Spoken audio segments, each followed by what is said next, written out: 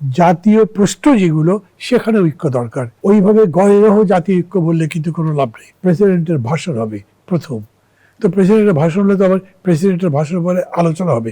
আমি বলতে চাচ্ছি এটা দিয়ে যে এই অধিবেশন শুরুর আগে শপথ নেওয়ার ব্যাপারটা ঘটছে না, কিন্তু এটা এখন বলা যায়।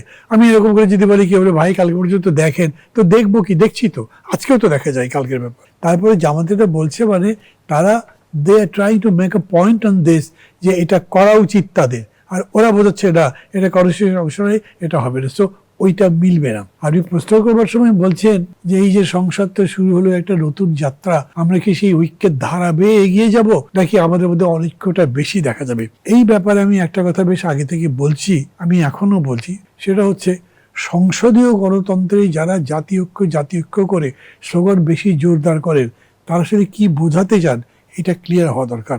জাতীয় প্রশ্ন যেগুলো সেখানে ঐক্য দরকার।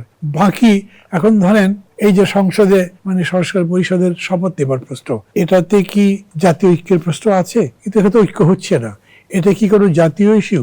আজকে হয়তো নয়, কালকে হতেও পারে। এবং একইভাবে ধরে সংস্কারের ব্যাপারে আসবে, সামগ্রিকভাবে সংস্কার তো একটা জাতীয় সম্পদ, মানে আমরা যে সনদটা করেছি সেই সনদটা জাতীয় সম্পদ, কি সনদের ব্যাখ্যার মধ্যে তো ডিফারেন্স হবে, তাহলে ওইখানে আপনি জাতীয় ঐক্য কিরকম করে দেখবেন? ওইভাবে গয়েরহ জাতীয় ঐক্য বললে কিন্তু কোনো লাভ নেই, স্পেল আউট করা দরকার। আমি আবার বলি, বাঙালি জাতিগতভাবে দেখবেন তর্ক করতে যত পছন্দ করে, যখন তর্ক বন্ধ হয়ে গেল, সিদ্ধান্ত হয়ে গেল, তখন সব আগ্রহ হারিয়ে ফেলো, এটা তো মিটে গেছে, নতুন ইস্যু খুঁজবে।